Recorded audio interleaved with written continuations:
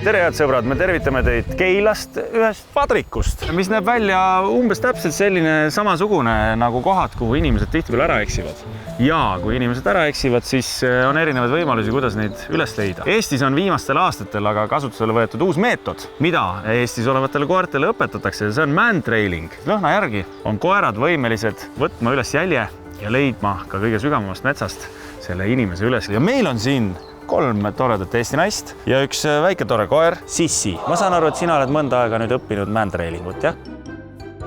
Aasta aega oled, jah? Teie Eesti päästekoerte ühingu raames ja abiga alles paar päeva tagasi aitasite metsast leida üles ühe inimese ja seda tegi siis sinu koer. Jah. Kuidas te siis Hugoga aitasite inimese üles leida?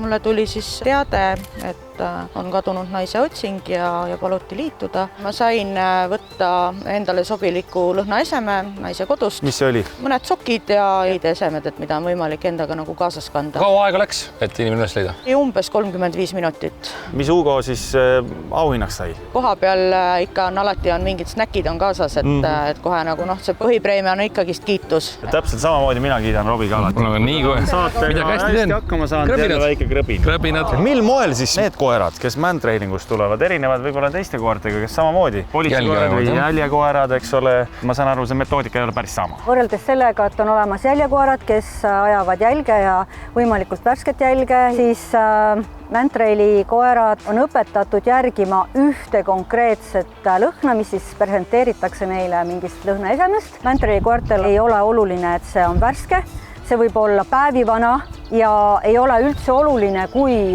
lõhna segatud see ala on, kui palju on inimesi käinud, see loomulikult raskendab tööd. Juba oluline on see, et meie koer annab meile infot, kas see inimene on siin keskkonnas olnud, kas ta on käinud, kas teda üldse on, võib-olla on pealtnägijad näinud valesti või ta läks bussi peale. On olnud olukorrad, kus ma ise käisin, inimene läks rongi peale, koer jõudis jaama ja sealt edasi ei läinud, ütles mulle, et rohkem ma ei saa sind aidata, sest see lõhn lõpeb siin. Mis te arvate, et me oleme niisama siia tulnud? Üldsegi mitte. Hugo on tegelikult ka kaasas ja Hugo Boss, kes on vähemalt sama kuulus, nemad 2 hakkavad meid täna üles otsima. Nii, oi.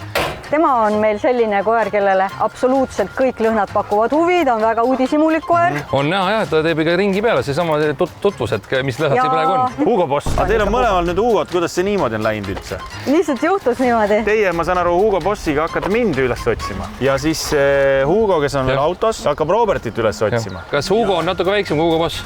Jah. Jumal tänatud. See kõigepealt, et istud natukene selle eesistme peal, nii nagu sa istusid ennem siia tulles. Jätan Hugole lõhna praegu. Hugo, ma jätsin lõhna sulle. Nii, head sõbrad, edasi me lähme siis salajase kaameraga ja nemad jäävad sinna kuskile taha. Ja praegu lähme mööda tavalist teed, jah? Jah, nii nagu inimesed ikka lähevad kuskile parki või metsa seenele või... Nii, ja ma saan aru, et koer on võimeline tegelikult isegi vee äärest. Jah, üle jõe lähed paadiga, ka siis koer järgib seda. Tundub olevat täpselt selline koht, kus mina ära eksiks. Et selle sama hoone taha siia ja seal pikutada. Lausa kohe niimoodi pikutada? Jah, väike lõunauni teha ja siis vaatame. Ma loodan, et te jõuate täna ikka. Me proovime. Teeme nii. Jürikene on meil ootamatult kadunud. Kes küll aitaks? No me võime üritada. Ta on mulle ikkagi jätkuvalt natuke piisavalt kallis, et ma tahaks teda veel vähemalt ühe korra elus näha. Anname endast parim. Head teed minna, Hugo, too mu sõber tagasi. Tegime kontrollringi, et koer tutvub kõigi aladel oleva lõhnadega. Kui nüüd ta saab lõhna, siis ta võiks juba mäletada, et sellist lõhna ta on siin juba kuskil äkki kogenud. Nuusuta. Hästi. Otsi. Kus on? Päris nii vist ei ole, et nüüd jookseb metsa poole, aga vaata, suund on juba õige.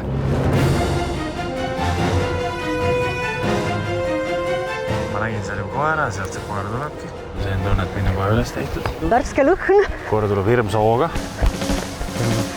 Tere, Hugo!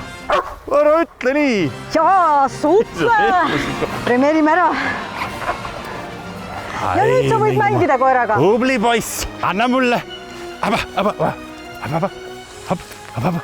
Puu!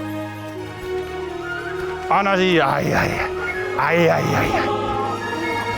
Mitte ainult Padrikus ei ole ohtlik, et võid ära kaduda kuskile ootamatust sattuda, vaid ka linna tänavatel võib seda juhtuda. Ma lähen kaun ära nüüd siis.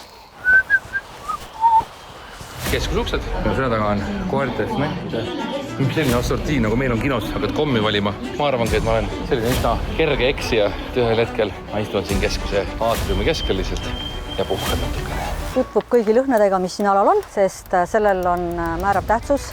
Kas koer juba saab siit mingi lõhna ja koer veel hetkel ei tea, millist lõhna ta hakkab otsima. Usute? Koer kõigepealt kontrollib tuule suunas, kuhu see lõhn võib liikuda. Ja negatiiv, ehk siis koer ütleb, et sealt edasi seda lõhna ei lähe.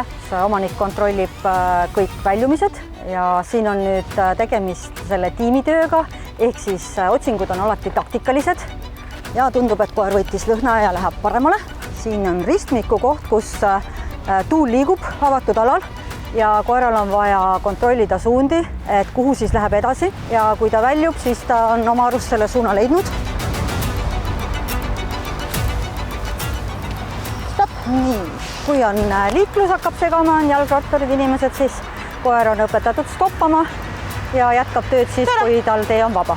Siin on üsna suur tuul, ehk siis kui see inimene siin käis, siis see lõhn levib väga laiale alale.